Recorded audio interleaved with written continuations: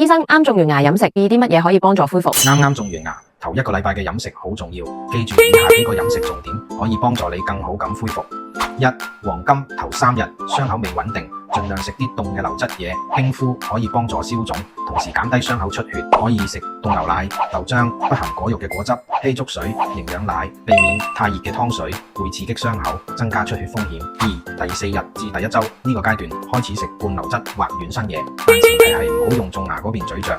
選擇粥可以食皮蛋瘦肉、粥、爛飯、烏冬、蒸水蛋、豆腐花、布甸、薯蓉、爛熟嘅意粉，將食物切成細塊，用另一邊牙慢慢嚼。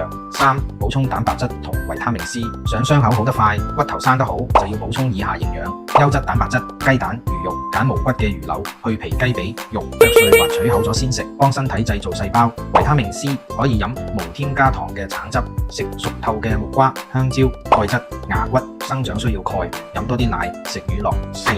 呢啲嘢千祈買掂，硬嘢、脆嘢、果仁、薯片、骨頭，一陣咬崩傷口就麻煩。韌嘢、香口膠、湯圓、牛筋，拉扯傷口會影響愈合。黐牙嘢、太妃、糖、年糕，黐住個傷口容易引起發炎。辛辣刺激食物，麻辣火鍋、咖喱、酒會刺激傷口，甚至引起腫脹。種牙後飲食嘅黃金法則係頭1週寧願食得淡，唔好食得硬，乖乖地跟住做，等牙骨生穩啲，呢隻牙先可以陪你幾十年。